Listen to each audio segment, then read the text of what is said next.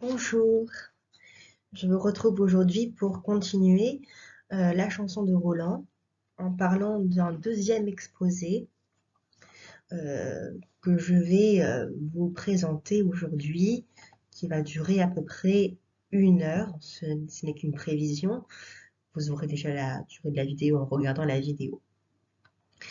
Alors, euh, comme d'habitude, je marque tous les moments de la vidéo en description.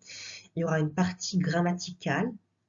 Donc, je sais que ça n'intéresse pas tout le monde, donc c'est pour ça que si jamais ça ne vous intéresse pas, n'hésitez pas à louper cette partie, enfin à la passer et à regarder juste l'histoire.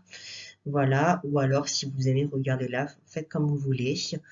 Euh, voilà, en tout cas, vous avez tous les moments. Voilà, regardez ce qui vous plaît et puis moi je vais commencer. Donc j'espère que ça va vous plaire et vous me donnerez votre avis en commentaire. Donc, la dernière fois, nous avons parlé de la trahison de Ganelon. Aujourd'hui, nous allons faire la bataille de Roncevaux. Roland prend donc le commandement de l'arrière-garde et sous sa protection, les Français passent les défilés, s'attendrissant à la vue de la terre et de France. Quand ils parviennent à la terre des aïeux et voient la Gascogne, la terre de leurs seigneurs, ils se souviennent de leurs fiefs et de leurs domaines, de leurs filles et de leurs nobles femmes. Pas un qui n'en pleure de tendresse. Plus que tous les autres, Charles est plein d'angoisse. Au port d'Espagne, il a laissé son neveu. Pris d'un pressentiment, il pleure le poète, il pleure, et 100 000 Français s'attendrissent sur lui et tremblent pour Roland. Pendant ce temps, le poète nous montre la chevauchée de 400 000 païens à la poursuite de l'arrière-garde, dont ils aperçoivent au loin les gonfanons. Le neveu de Marsile réclame l'honneur de tuer Roland, et choisit 12 preux pour provoquer les 12 pairs. Devant lui défilent de hauts seigneurs qui, à tour de rôle, jurent de tuer Roland et de conquérir sa bonne épée Durandal. D'une hauteur, Olivier aperçoit les armures étincelantes des ennemis. Pris d'inquiétude, il songe à appeler Charlemagne qui passe les défilés. Mais Roland acceptera-t-il de sonner du corps?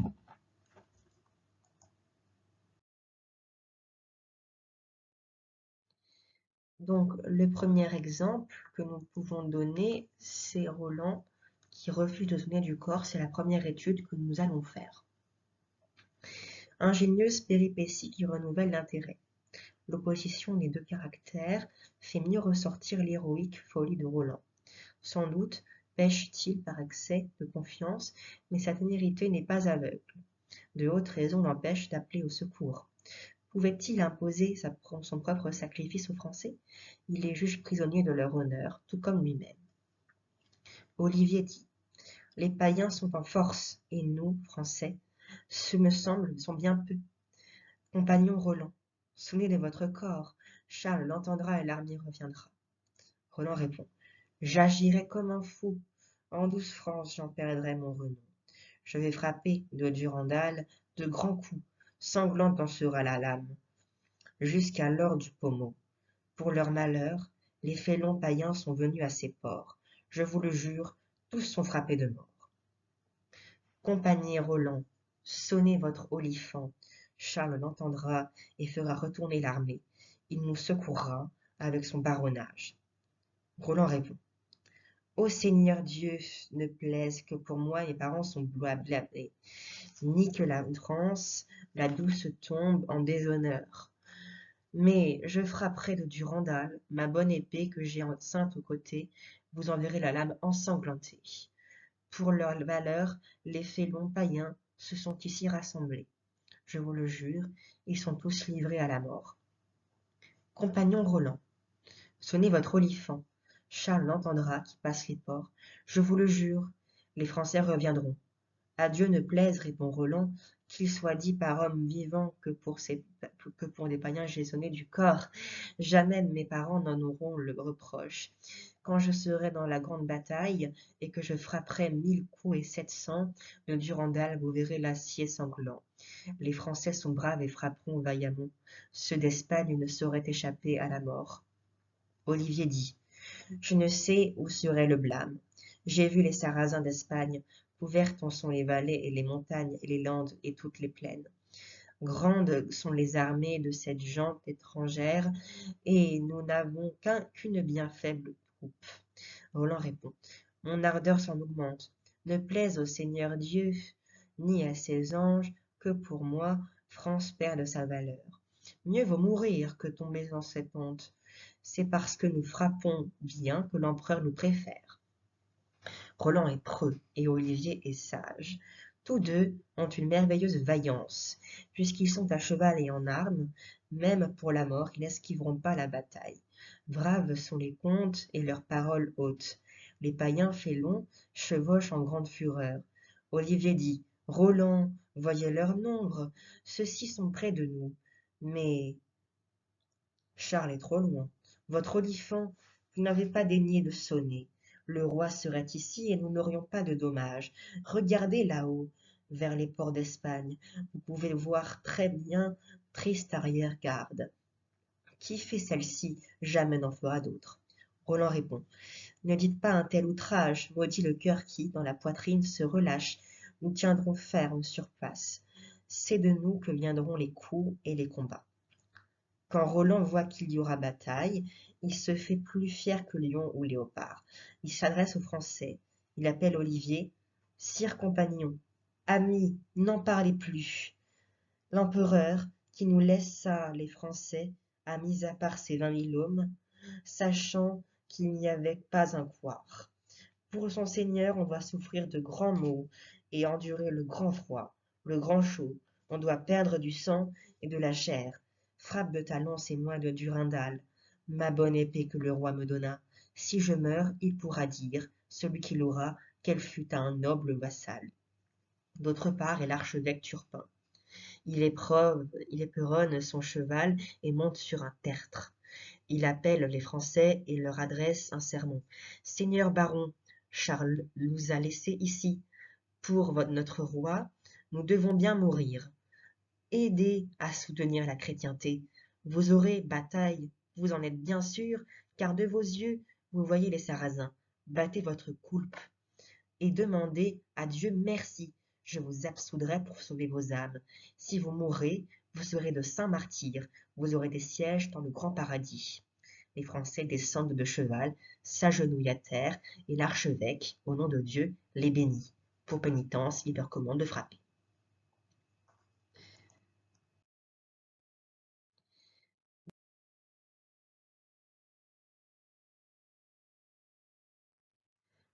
La bataille, donc la deuxième partie qui va être beaucoup plus longue, donc ça va être la bataille de Roncevaux. Je vais lire tous les extraits un par un. N'hésitez pas à m'envoyer des questions en commentaire si jamais vous en avez besoin. Et je vous souhaite une bonne lecture. Elle se déroule en 3 temps. Selon le conseil de Ganelon, 2 vagues successives viennent s'abattre sur l'arrière-garde et chaque fois l'entamer plus durement. C'est d'abord une armée de 100 000 hommes, conduite par le neveu de Marsile avec ses 12 pères. Ils sont anéantis l'un après l'autre. Les Français, aussi, subissent de lourdes pertes. Voici maintenant l'armée de Marsile, précédée de 7 000 clairons, qui sonne la charge. La mêlée est opiniâtre, et l'archevêque Turpin n'est pas le dernier à frapper, tout en promettant le paradis aux Français qui tombent. Le saint paradis vous est grand ouvert, vous y serez assis auprès des innocents. Les Français portent de grands coups, mais sont accablés sous le nombre, et au dernier assaut, il n'en reste que 60. Le poète se plaît à répéter ces descriptions de coups prodigieux, à évoquer inlassablement cette ivresse du sang qui flattait les instincts farouches de son public. La bataille est merveilleuse, elle se fait plus précipitée. Les Français y frappent avec vigueur, avec rage. Ils tranchent des poings, les flancs, les échines, les vêtements jusqu'aux chairs vives. Sur l'herbe verte, le sang coule en filets chers. Si vous aviez vu tant de souffrances, tant d'hommes morts, blessés et sanglants, ils gisent l'un sur l'autre, face au ciel, face contre terre. Ces combats singuliers présentent, pour la plupart, le même déroulement, avec de légères variantes. Quelques laisses suffiront à en donner une idée.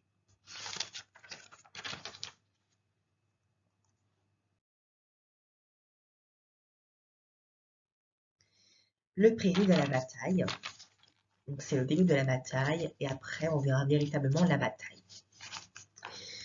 Combat singulier compté selon une technique commune, échange initial d'injures, coup formidable dont on suit avec précision le trajet dont le corps et la victime, et pour terminer, quelques paroles bien senties du vainqueur à son adversaire. Notez cependant les variantes du procédé. Le neveu de Marsile, il a nom Aelroth, tout le premier chevauche devant l'armée. Sur nos Français, il va disant de vilains mots. Félons, Français, aujourd'hui nous allons nous mesurer. Il vous a trahi, celui qui devait vous garder. Folle est le roi qui vous laissa au port. En ce jour, France la douce perdra sa gloire, et Charles le Grand le bas droit de son corps. Quand Roland l'entend, Dieu, quelle grande douleur! Il pique son cheval, le laisse courir à fond, va frapper Aelroth autant qu'il peut. Il brise l'écu et lui ouvre le haubert, lui tranche la poitrine, lui rompt les os et lui sépare l'échine du dos. De son épieu, il lui jette l'âme dehors, il l'enfonce bien, lui ébranle le corps, à peine lance, il l'abat, mort de son cheval, en deux moitiés il a rompu le cou. Il ne laissera point, pourtant, de lui parler. Non, misérable, Charles n'est pas un fou, et jamais il n'aima la trahison. Il a agi en preux quand il nous laissa au port. En ce jour, France la douce ne perdra pas sa gloire. Frappez, Français, le premier coup est pour nous, nous avons le droit, et ces gloutons ont tort. Un duc est là, qui a nom Falsaron. Il était frère du roi Marsile. Il tenait la terre de Datan et d'Aviron. Sous le ciel, il n'y a pire félon. Entre les deux yeux, il a le front très large. On peut y mesurer un grand demi-pied. Saisi de douleur quand il voit mort son neveu, il sort de la presse et s'élance en avant en poussant le cri de guerre des païens. Envers les Français, il est plein d'insolence. En ce jour, France la douce perdra son honneur. Olivier l'entend et en a grande colère. Il pique son cheval de ses éperons d'or, va le frapper d'un coup de vrai baron. Il lui brise l'écu, lui rompt le haubert, lui enfonce le corps des pans dans ce gonfanonf. À pleine lance, il l'abat mort. Or, des arçons, il regarde à terre, voit le glouton gisant, et lui dit alors fièrement: De vos menaces, misérables, je ne me soucie. Frappez, Français, car nous les vaincrons très bien. Montjoie, s'écrie-t-il, c'est l'enseigne de Charles. La bataille est merveilleuse et générale. Le comte Roland ne se ménage pas. Il frappe de son épieu tant que dure la hampe. Au 15e coup, il l'a brisé et rompu. Il tire du randal, sa bonne épée, toute nue, pique son cheval et va frapper Chernuble. Il lui brise le aume, où luisent les escarboucles, tranche la coiffe et la chevelure, tranche les yeux et le visage, et le blanc haubert, dont la maille est menue, et tout le corps jusqu'à l'enfourchure. À travers la selle qui est incrustée d'or, l'épée atteint le cheval, tranche l'échine sans chercher de jointure, et les abat morts, homme et cheval, dans le pré, sur l'herbe drue. Puis il dit: Misérables, c'est pour votre malheur que vous êtes venus.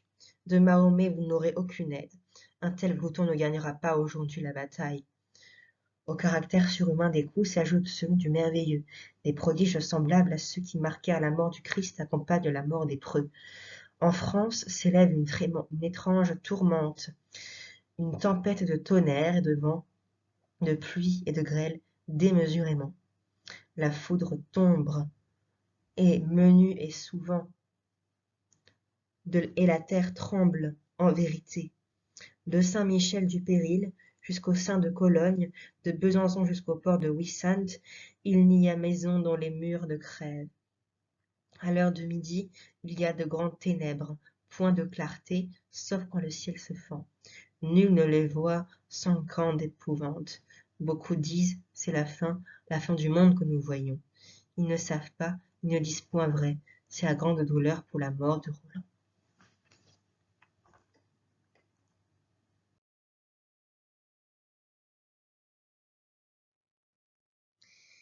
Donc, Roland sonne du corps. Je vais lire cette partie et après, on fera un point grammatical. Effet de symétrie comme les aime notre vieux poète, c'est à Roland de vouloir sonner du corps, à Olivier de refuser avec une ironie tragique. Mais cette reprise n'est pas un simple jeu d'artiste. Rien n'est plus émouvant que le silence douloureux de Roland. Le drame progresse d'ailleurs sur un autre plan. Dans l'âme de Charles aussi se livre une lutte, car Ganelon essaye de parfaire sa trahison. Il faut lire le corps de Vigny. Le poète a admirablement tiré parti de cette situation qu'il ne connaissait qu'indirectement. Le comte Roland voit qu'il y a grande perte des siens. Il appelle Olivier, son compagnon. Beausire, cher compagnon, pour Dieu, que vous ensemble voyez tant de bons vassaux qui gisent à terre. Nous pouvons plaindre France la douce, la belle, de tels barons, comme elle reste déserte. Ah, roi, mon ami, que n'êtes-vous ici? Olivier, frère, comment pourrons-nous faire? Comment lui mander de nos nouvelles? Olivier dit, je ne sais comment l'appeler. Mieux vaut mourir que d'attirer sur nous la honte. Roland dit, je sonnerai l'olifant. Charles l'entendra. Qui passe les ports, je vous le jure, les Français reviendront. Olivier dit, la honte serait grande, et l'opprobre sur tous vos parents. Cette honte durerait toute leur vie. Quand je vous l'ai dit, vous n'en avez rien fait. Vous ne le ferez pas avec mon assentiment. Si vous sonnez du corps, ce ne sera pas d'un vaillant. Mais vous avez déjà les 2 bras sanglants. Le comte répond. J'ai frappé de beaucoup. Désolé, des fois j'explose. Roland dit. Notre bataille est rude, je sonnerai du corps, le roi Charles l'entendra. Olivier dit. Ce ne serait pas d'un brave, quand je vous l'ai dit. Compagnon, vous n'avez pas daigné. Si le roi eût été ici, nous n'aurions pas subi de désastre. Ceux qui sont là n'en doivent pas avoir de blâme. Par ma barbe, si je puis revoir ma gente sœur Aude, vous ne serez jamais dans ses bras. Roland dit, pourquoi cette colère contre moi? L'autre répond, compagnon, c'est vous le responsable, car la vaillance sensée n'est pas la folie. Mieux vaut mesure que présomption. Les Français sont morts par votre légèreté. Jamais plus nous ne serons au service de Charles. Si vous m'avez cru, mon seigneur serait revenu. Cette bataille, nous l'aurions remportée. Au prix ou mort serait le roi Marsile. Votre prouesse, Roland, c'est pour notre malheur que nous l'avons vu. Charles le Grand ne se recevra plus notre aide. Il n'y aura plus un tel homme jusqu'au jugement dernier, mais vous allez mourir et la France en sera honnie. Aujourd'hui va finir notre loyale amitié. Avant ce soir, notre séparation sera bien douloureuse. L'archevêque les entend se quereller, il pique son cheval de ses éperons d'or purs, vient jusqu'à eux et se met à les reprendre. Sire Roland et vous, sire Olivier, pour Dieu, je vous en prie, ne vous querellez pas, sonner du corps ne nous servirait plus, et cependant, cela vaudrait mieux. Vienne le roi, il pourra nous venger. Ceux d'Espagne ne doivent pas s'en retourner joyeux. Nos Français descendront de cheval, ils nous prouveront morts et déchirés. Ils nous démettront en bière, ils nous emporteront sur leurs chevaux, ils nous pleureront, pleins de deuil et de pitié. Ils nous enterreront dans la cour des moutiers. Ni loup, ni porc, ni chien ne nous mangeront. Roland répond. Sire, vous dites bien. Roland a mis l'olifant en sa bouche. Il enfonce bien, sonne avec une grande force. On haussons les monts, et la voix porte loin. À 30 grandes lieues, on l'entendit se répercuter.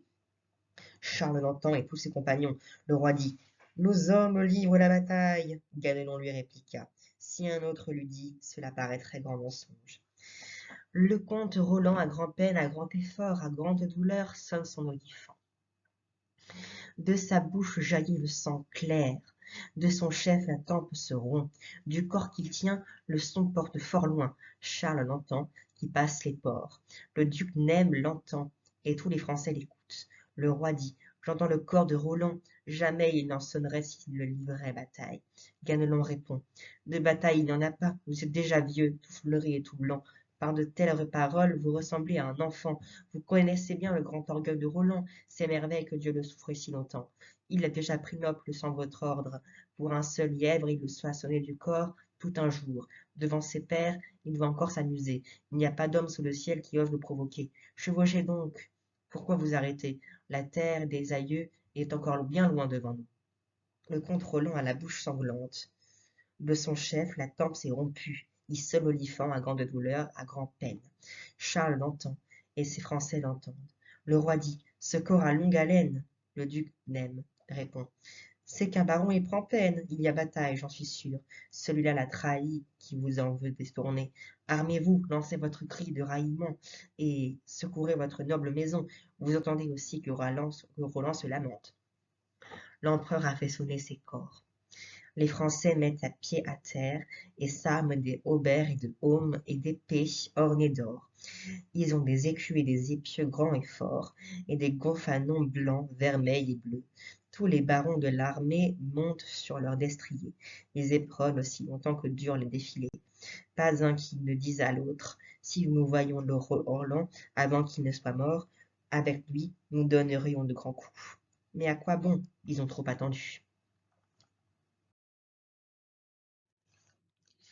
La bataille reprend, toujours plus acharnée. 100 000 païens s'enfuient, mais ils sont aussitôt remplacés par des troupes fraîches, des Noirs d'Éthiopie conduits par l'oncle de Marsile, Marganis. Ce dernier frappe Olivier par derrière en plein dos. La mort d'Olivier. Nous allons étudier dans ce dernier passage avant la grammaire un événement émouvant. Et en tout cas, je vous conseille de le regarder, parce qu'en tout cas, moi, il m'a plu.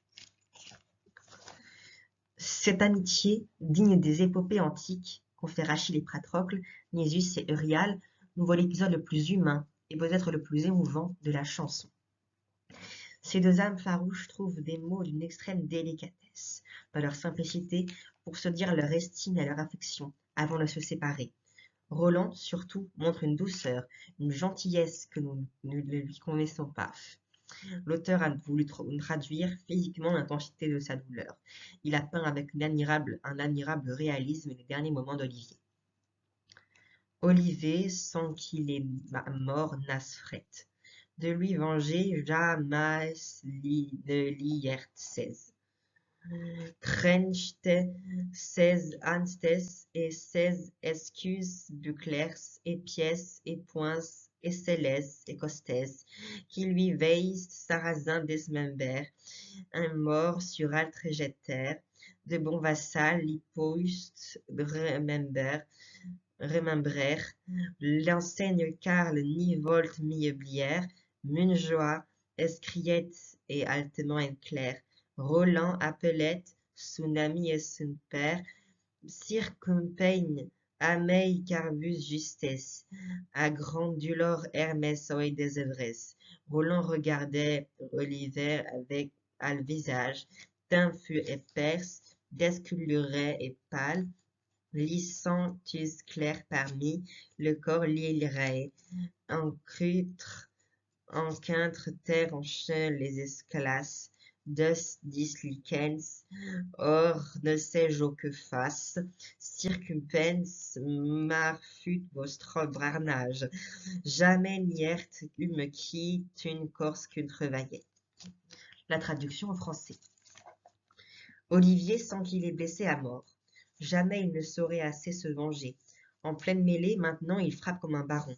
Il tranche les épieux et les boucliers et les pieds et les poings et les selles et les poitrines. Qui l'aurait vu démembrer les Sarrasins, abattre un mort sur un autre, pourrait se souvenir d'un bon vassal. Il n'oublie pas le cri de guerre de Charles. Montjoie, crie-t-il à voix haute et claire. Il appelle Roland, son ami et son père. Sire compagnon, venez donc près de moi. À grande douleur, nous serions aujourd'hui séparés. Roland regarde Olivier au visage. Il est blême et livide, décoloré et pâle. Le sang tout clair lui coule par le milieu du corps. Sur la terre tombent les cailloux. Dieu, dit le comte, je ne sais plus que faire. Sire compagnon, votre vaillance fut votre malheur. Jamais il n'y aura homme d'aussi grande valeur. Donc maintenant, nous allons étudier ce texte et nous allons faire un moment grammatical. Donc si ça ne vous intéresse pas, vous pouvez très bien le passer. La traduction.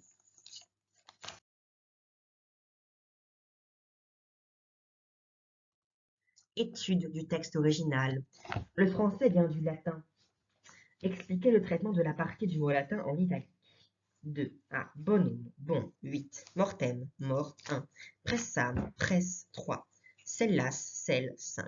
Appellat, appelait, 11. Dolorem, dulor, 13.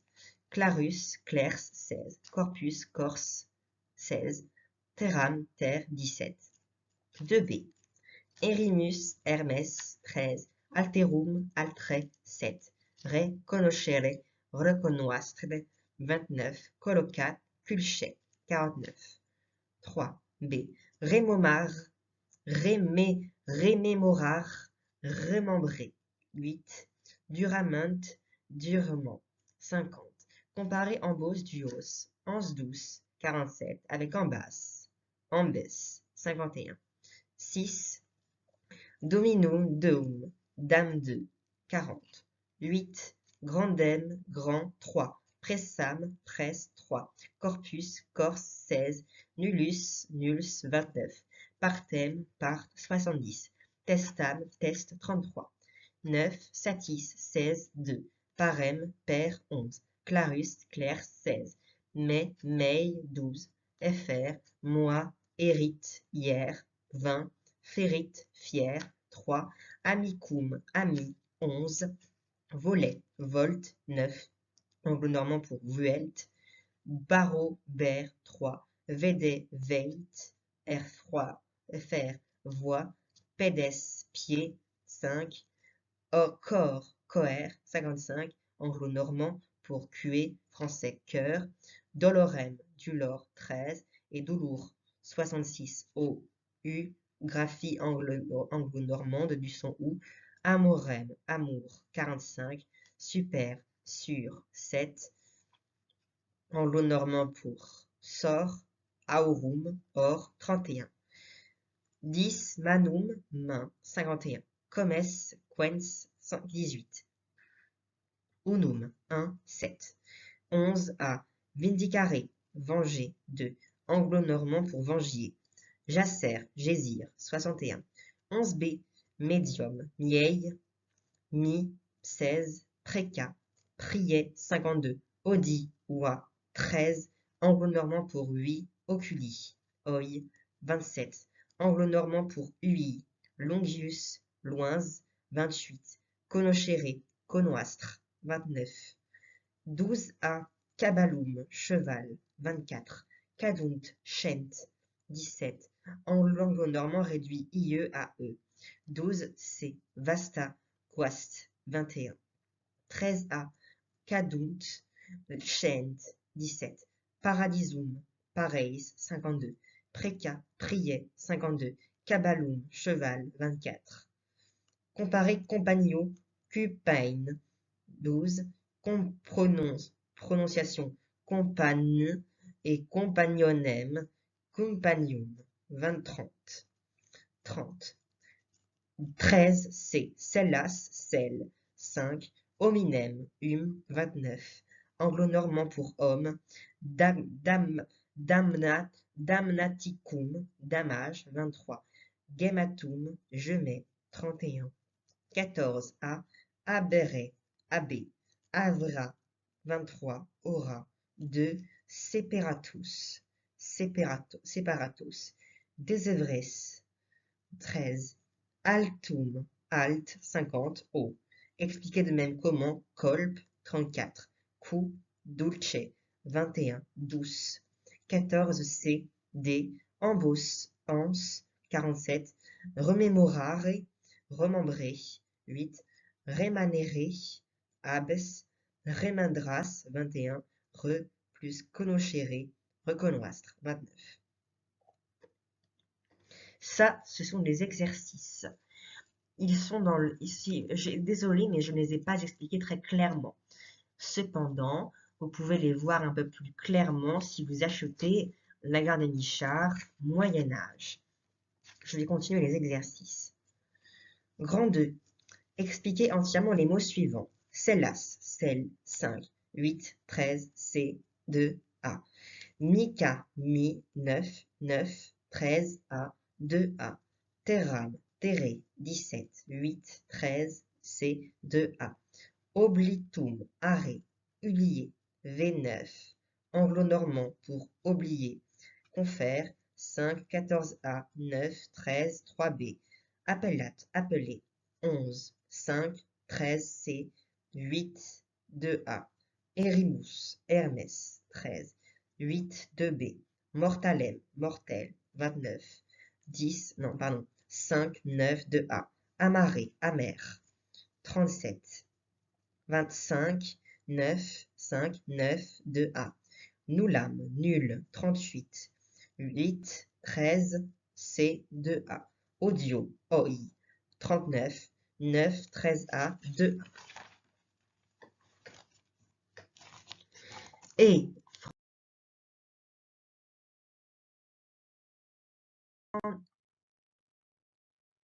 oula, excusez-moi. Voilà, c'est ça. Mais d'abord, je vais vous le lire dans le texte de latin. Et France dulce, cun oire mandras guaste, de bon vassal, confudu et desfait. Li imperere en avrat grand dommage, a icest mos sur sun cheval se pasmet. As vus Roland sur sun cheval pasmet, et Olivier qui est à la mort nafret. Tant ad seinet li oi li sun troublet, ne loin, ne presse, ne poète vede si clair, que reconnoître poissel nuls homme mortel, son compagnon, succum illat encontret, s'il fiert amunt sous l'elme à orgemet, tout li detrenquet d'ici que al nazel, mais en la teste ne l'admin asset, a isel colp la rent reguardet, si li demandet dulcement et suef, circumpagne, faites le vos de grade, ja et so, Roland, quittant vos soel ta mère, par nulle guise ne m'aviez desfiet.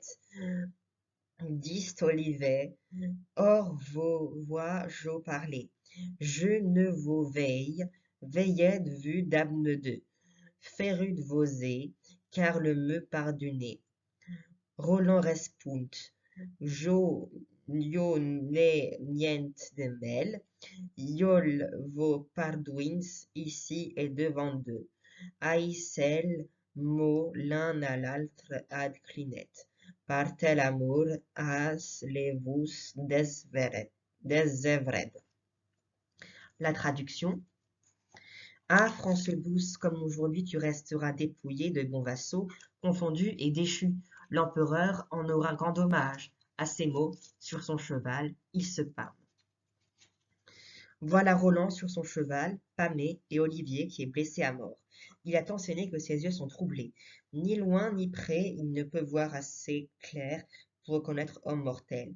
Il rencontre son compagnon et le frappe sur son aume gémé d'or. Il le lui tranche jusqu'au nasal, mais il n'a pas atteint la tête. À ce coup, Roland l'a regardé et lui demande doucement, amicalement, « Sire compagnon, l'avez-vous fait exprès? C'est moi, Roland, qui vous aime tant.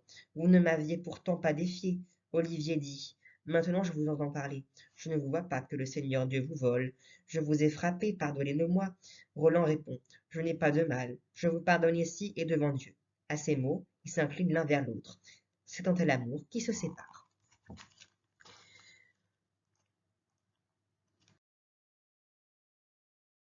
La deuxième partie de cette traduction va parler des particularités grammaticales. Alors la première, c'est l'orthographe n'est pas encore fixée. Le scribe essaye de reproduire les sons par certaines lettres, mais il ne s'impose pas toujours les mêmes conventions. Comparez. Circumpain 12, circumpèse 19, circumpine 36, Dulor 13 et Doulour 166. Exercice. Cherchez de même deux mots écrits différemment aux verbes 24 et 68, 2 et 20, 21 et 30, 30 et 33, 42 et 65, 60 et 66, 1 et 26. Trouvez dans le vers 40 deux orthographes différentes du même mot. Particularité du dialecte anglo-normand. A. Le son O est généralement noté par un OU. Comparez tous, soit 16, et vous, 12, avec Yvain, complainte des tisseuses. Dose 1 et vos, 16. B. L'infinitif de première conjugaison est en ER, au lieu de la forme courante en IER. Comparez venger 2 et mangier, page 69, vers 6.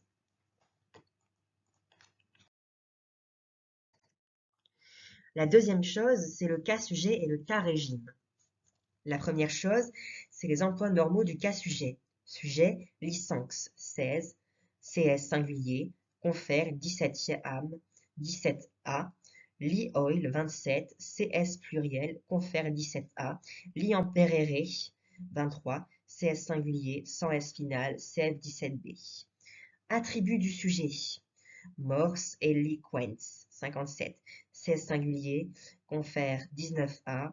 Li oili sunt troublet, 27. C. Sujet pluriel, confère 19A. Apostrophe. Circumpain, 12. CS singulier, confère 17C. La deuxième chose, c'est les emplois normaux du cas régime. Complément d'objet direct. Amor sur altre getter, 7. CR singulier, 17A. Complément de nom sans préposition. L'enseigne Karl, 9, de Charles. Complément construit avec une préposition. De bon vassal, 52, CR pluriel, confère 19A et 17A. Sur Saint-Cheval, 24, CR singulier, en la grande presse, 3, à grande douleur, 13, partait la mûre, 45. Remarquez dans ces trois derniers exemples le féminin de l'adjectif sans E final. Confère 19B. Triomphe du cas régime sur le cas sujet. Confère 16. Comparer mort, CR singulier, et saint-ami, 16, et morse, CS singulier, et liquens, 57. Ou encore li oil, CS pluriel, confère 19A, lisum problet, 27, et les oils, CR pluriel, en l'atteste, liturnant. Curieux mélange de CS et de CR, nuls, CS, homme, CS, mortel, CR, vers 29, et Roland, CR, Liber, CS, 20, vers 58. À quel cas devrait être chacun de ces deux énoncés? Exercice 1. Expliquer l'usage régulier des formes tous, CS, vers 16, et toutes, CR, vers 32. Déclinaison 19A. Compagne, CS, vers 12, et compagnon, CR, vers 54. Déclinaison 17C.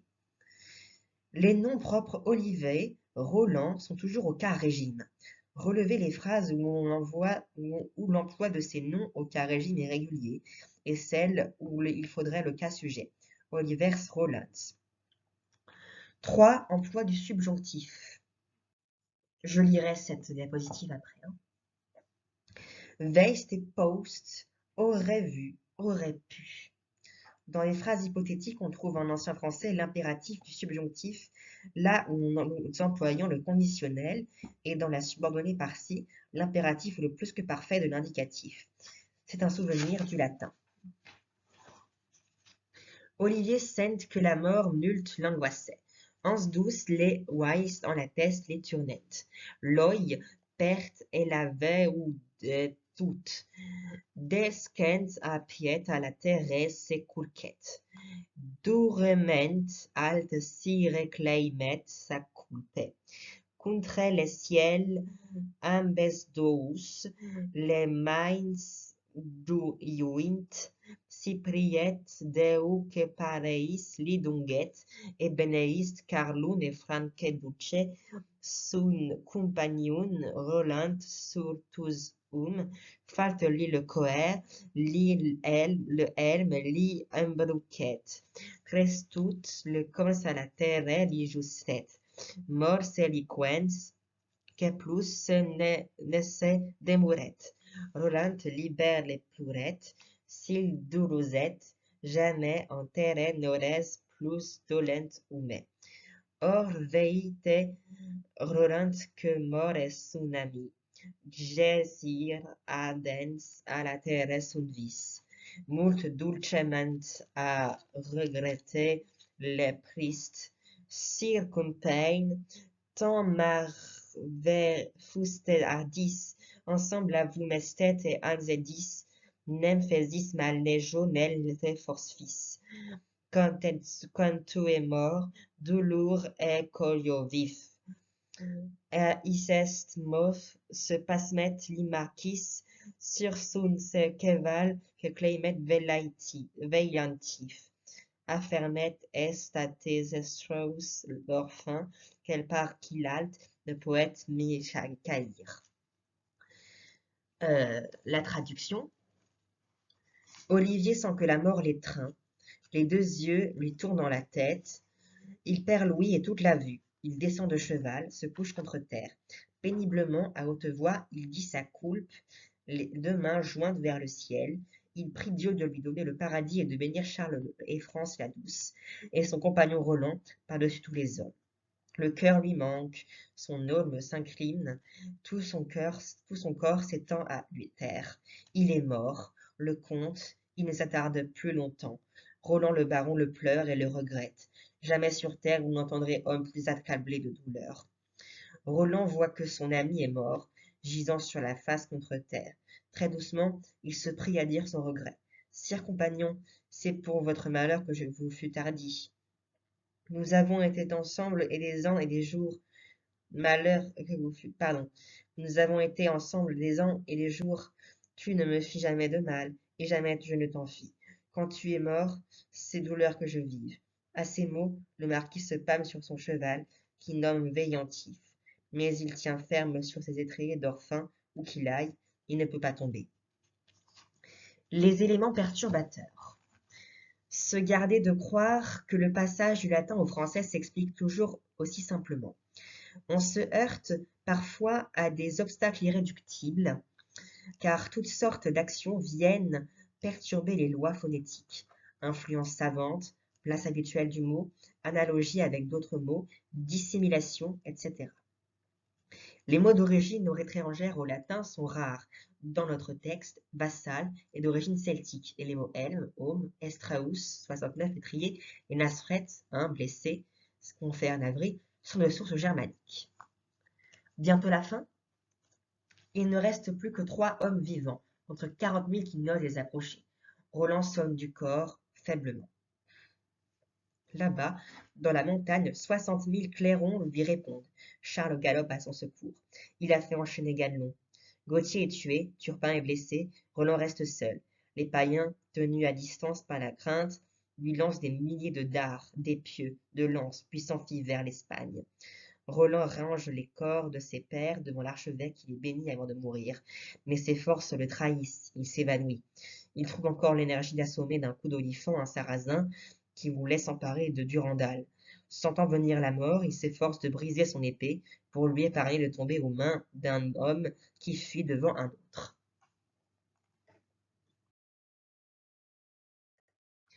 La dernière partie de cet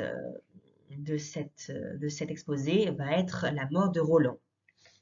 Moment également très touchant.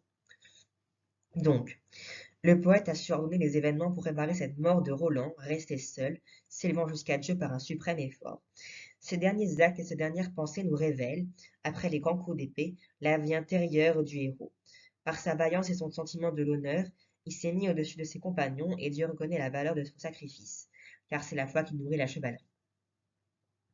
Roland frappe contre une pierre bise, puis plus en abat que je ne veux oser dire. L'épée grince, mais elle n'éclate ni ne se brise. Vers le ciel, elle rebondit. Quand le comte voit qu'il ne la brisera pas, très doucement, il la plaint en lui-même. Ah, Durandal, comme tu es belle et sainte, dans ton pommeau doré, il y a beaucoup de reliques, une dent de Saint-Pierre, du sang de Saint-Basile, et des cheveux de Monseigneur Saint-Denis, et du vêtement de Sainte-Marie. Il n'est pas juste ce que des païens te possèdent, c'est par des chrétiens que vous devrez être servis. Ne vous ait homme atteint de couardise, par vous j'aurais conquis tant de vastes terres que Charles tient, qui a la barbe fleurie, et l'empereur est puissant et riche. Roland sent que la mort le pénètre. De la tête, elle lui descend vers le cœur. Sous un pin, il est allé en courant. Sur l'herbe verte, il s'est couché, face contre terre. Sous lui, il place son épée et l'olifant. Il a tourné sa tête vers la jambe païenne. Je ne sais pas comment ça se dit, hein, Jean. Et petite parenthèse, désolée si je lis mal le latin. Je n'ai pas fait de cours de latin, hein. Merci, vous direz peut-être des commentaires sur ça, mais je vous dis que j'ai pas fait de cours de latin. J'ai fait des cours particuliers latin, mais j'en ai pris, mais j'ai pas fait de cours de latin. Donc, je ne suis pas du tout douée en latin, donc forcément, je le prononce très mal. Excusez-moi. Mais bon, je vous lis quand même, parce qu'il faut quand même que je vous transmette des choses, parce que pour moi, c'est important d'apporter de la culture à tout le monde, et aussi pour moi, c'est important de connaître tout ça et de le comprendre moi-même aussi. Donc, il a tourné sa tête vers la jambe païenne. Il veut que Charles dise, et toute son armée, qu'il est mort, le gentil comte, en conquérant. Il bat sa coupe et menu et souvent. Pour ses péchés, il tend vers Dieu son gant. Roland sent que son temps est fini. Tourné vers l'Espagne, il est sur un tertre aigu. D'une main, il frappe sa poitrine. Dieu, mea culpa, par ta puissance, pour les péchés, grands et menus, que j'ai commis depuis l'heure où je suis né jusqu'à ce jour où je suis frappé à mort. Il a tendu vers Dieu son gant droit. Les anges du ciel descendent vers lui. Le comte Roland se couche sous un pin. Vers l'Espagne, il a tourné son visage. De bien des choses lui vient le souvenir, de tant de terres qu'il a conquises, le baron, de douce France, des hommes de son lignage, de Charlemagne, son seigneur, qu'il a nourri. Il ne peut s'empêcher d'en pleurer et d'en soupirer. Mais il ne veut pas s'oublier lui-même. Il bat sa coupe et demande à Dieu merci. Vrai Père, qui jamais ne mentit, que ressuscitas, que ressuscitas que ressuscita des morts Saint-Lazare et sauva Daniel des lions, sauve mon âme de tous les périls pour les péchés que j'ai faits en ma vie. Il a offert à Dieu son gant droit. Saint Gabriel l'a pris de sa main. Sur son bras, il tient sa tête inclinée, les mains jointes. Il est allé à sa fin. Dieu lui envoie son ange chérubin et Saint Michel du péril. Avec eux, il vint Saint Gabriel. Il porte l'âme du comte en paradis.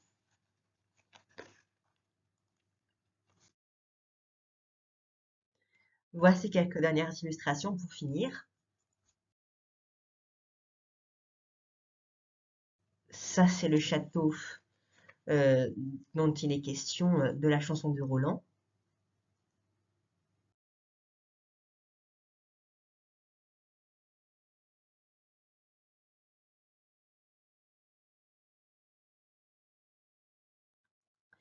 Et c'est Charlemagne, par l'illustration, qui retrouve le corps de Roland. On voit très bien la scène.